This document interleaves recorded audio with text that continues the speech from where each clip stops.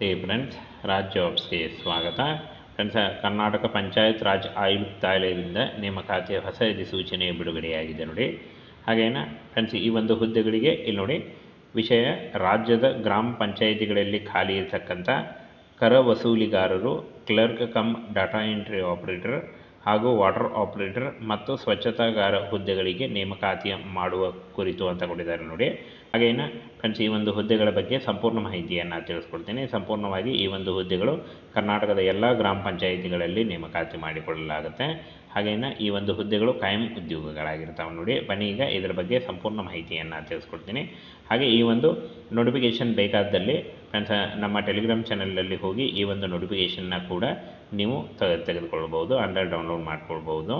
PUC ಮತ್ತು 7ನೇ ತರಗತಿ ಪಾಸಾದಂಥ ಅಭ್ಯರ್ಥಿಗಳಿಗೆ ಗ್ರಾಮ ಪಂಚಾಯಿತಿಗಳಿಂದ ನೇಮಕಾತಿ ಹೊಸ ಅಧಿಸೂಚನೆ ಆಗಿರುತ್ತೆ.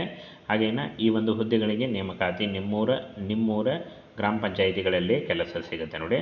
ಹಾಗೇನ ರಾಜ್ಯಾದ್ಯಂತ ಗ್ರಾಮ ಪಂಚಾಯಿತಿಗಳಲ್ಲಿ ಕೆಳ ಹಂತದ ವಿವಿಧ ಹುದ್ದೆಗಳು ಖಾಲಿ ಇದ್ದು, ಇವುಗಳ ಭರ್ತಿಗೆ ಗ್ರಾಮೀಣಾಭಿವೃದ್ಧಿ ಮತ್ತು ಪಂಚಾಯತ್ ರಾಜ್ ಇಲಾಖೆ, ಕರ್ನಾಟಕ ಪಂಚಾಯತ್ ರಾಜ್ ಆಯುಕ್ತಾಲಯದಿಂದ ಆಯಾ ಜಿಲ್ಲೆಗಳಿಗೆ ಜಿಲ್ಲಾ ಪಂಚಾಯಿತಿ ಆಡಳಿತಾಧಿಕಾರಿಗೆ ಆದೇಶ ಹೊರಡಿಸಲಿದೆ ಅಂತ ಕೊಟ್ಟಿದ್ದಾರೆ ನೋಡಿ. ಹಾಗೆಯೇ ಈ ಒಂದು ಹುದ್ದೆಗಳಿಗೆ ಅರ್ಜಿ ಸಲ್ಲಿಸುವಂಥ ಅಭ್ಯರ್ಥಿಗಳಿಗೆ ಏನು ವಿದ್ಯಾರ್ಹತೆ ಇರಬೇಕು, ಹಾಗೆ ಹೇಗೆ ಅರ್ಜಿ ಸಲ್ಲಿಕೆ ಎಂಬ ಸಂಪೂರ್ಣ ಮಾಹಿತಿ ವಿಡಿಯೋದಲ್ಲಿರುತ್ತೆ ನೋಡಿ. ಇನ್ನು ಫ್ರೆಂಡ್ಸ್, ಇಲಾಖೆಯಲ್ಲಿ 6026 ಹುದ್ದೆಗಳಿಗೆ ನೇಮಕಾತಿ ಇರುತ್ತೆ ನೋಡಿ. ಕೆಳ ಹಂತದ 4 ವೃತ್ತದ ಹುದ್ದೆಗಳಾಗಿರ್ತವೆ. ಕರ್ನಾಟಕ ಪಂಚಾಯತ್ ರಾಜ್ ಇಲಾಖೆಯಿಂದ ನೇಮಕಾತಿ ಆಗಿರುತ್ತೆ. ಇನ್ನು ಈ ಒಂದು ಹುದ್ದೆಗಳು ನೋಡಿ, ಬಿಲ್ ಕಲೆಕ್ಟರ್ ಹಾಗೂ ಕ್ಲರ್ಕ್ ಕಮ್ ಡಾಟಾ ಎಂಟ್ರಿ ಉದ್ಯೋಗಗಳು, ಹಾಗೆ ಇಲ್ಲಿ ನೋಡಿ ವಾಟರ್ ಆಪರೇಟರ್ ಮತ್ತು ಸ್ವಚ್ಛತಾಗಾರರು, ಇಷ್ಟೊಂದು ಹುದ್ದೆಗಳಿದ್ದಾವೆ ನೋಡಿ. ಈ ಒಂದು ಹುದ್ದೆಗಳಿಗೆ ಆಯ್ಕೆ ಮಾಡಿಕೊಂಡು ನೀವು ಅರ್ಜಿಗಳನ್ನು ಸಲ್ಲಿಸಬಹುದಾಗಿರುತ್ತೆ. ಹಾಗೆ 18,000ದಿಂದ 30,000ವರೆಗೆ ಪರ್ ಮಂತ್ ಸ್ಯಾಲ್ರಿ ಆಗಿರುತ್ತೆ ನೋಡಿ. ಇದು ಜಾಸ್ತಿ ಕೂಡ ಆಗ್ತಾ ಹೋಗುತ್ತೆ. ಹಾಗೇನ ಫ್ರೆಂಡ್ಸ್, ಬಿಲ್ ಕಲೆಕ್ಟರ್ ಹುದ್ದೆಗಳಿಗೆ ಅರ್ಜಿ ಸಲ್ಲಿಸುವಂಥ ಅಭ್ಯರ್ಥಿಗಳಿಗೆ, ಕರ ವಸೂಲಿಗಾರರು ಹುದ್ದೆಗಳಿಗೆ ದ್ವಿತೀಯ PUC ಕೇಳಿದ್ದಾರೆ ನೋಡಿ. ದ್ವಿತೀಯ PUC ಉತ್ತೀರ್ಣರಾದಂಥ ಅಭ್ಯರ್ಥಿಗಳಿಗೆ ಕರ ವಸೂಲಿಗಾರರು, ಬಿಲ್ ಕಲೆಕ್ಟರ್ ಈ ಒಂದು ಹುದ್ದೆಗಳಿಗೆ ಅರ್ಜಿಗಳನ್ನು ಸಲ್ಲಿಸಬಹುದು. ಹಾಗೇನ ಇನ್ನು ಕ್ಲರ್ಕ್ ಕಮ್ ಡಾಟಾ ಎಂಟ್ರಿ ಆಪರೇಟರ್ಗಳಿಗೆ PUC ಕೇಳಿದ್ದಾರೆ, ಜೊತೆಗೆ ಕಂಪ್ಯೂಟರ್ ಜ್ಞಾನವನ್ನು ಹೊಂದಿರಬೇಕಾಗತ್ತೆ. ಹಾಗೆ ವಾಟರ್ಮ್ಯಾನ್ ಹುದ್ದೆಗಳಿಗೆ 7ನೇ ತರಗತಿ ಕೇಳಿದ್ದಾರೆ ನೋಡಿ. 7ನೇ ತರಗತಿ ಆದಂಥ ಅಭ್ಯರ್ಥಿಗಳು ವಾಟರ್ಮ್ಯಾನ್ ಹುದ್ದೆಗಳಿಗೆ ಅರ್ಜಿಗಳನ್ನು ಸಲ್ಲಿಸಬಹುದು. ಇನ್ನು ಸ್ವಚ್ಛತೆಗಾರರು ಹುದ್ದೆಗಳಿಗೆ ಯಾವುದೇ ವಿದ್ಯಾರ್ಹತೆ ಕಡ್ಡಾಯವಲ್ಲ ಅಂತ ಹೇಳಿದ್ದಾರೆ ನೋಡಿ. 7ನೇ ತರಗತಿ ಅಥವಾ ನೀವು ಯಾವುದೇ ರೀತಿಯ ಒಂದು ಎಜುಕೇಷನ್ ಇಲ್ಲದೇ ಇದ್ದರೂ ಕೂಡ ಈ ಒಂದು ಸ್ವಚ್ಛತಾಗಾರ ಹುದ್ದೆಗಳಿಗೆ ಅರ್ಜಿಗಳನ್ನು ಸಲ್ಲಿಸಬಹುದು.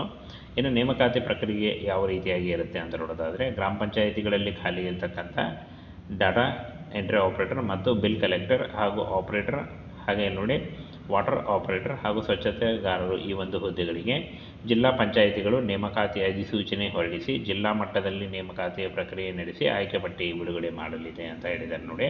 ಹಾಗೇನ ಫ್ರೆಂಡ್ಸ್, ಈ ಒಂದು ಹುದ್ದೆಗಳಿಗೆ ಅರ್ಜಿ ಸಲ್ಲಿಸುವಂಥ ಅಭ್ಯರ್ಥಿಗಳು ಅಫಿಷಿಯಲ್ ವೆಬ್ಸೈಟ್ಗೆ ಹೋಗಿ ನೀವು ಅರ್ಜಿಗಳನ್ನು ಸಲ್ಲಿಸಬೇಕಾಗತ್ತೆ. ಆದರೆ ಫ್ರೆಂಡ್ಸ್, ಈ ಒಂದು ಏನು ನೋಡಿ ಅಧಿಸೂಚನೆಯನ್ನು ಬಿಡುಗಡೆ ಮಾಡಿದ್ದಾರೆ ಅಷ್ಟೇ.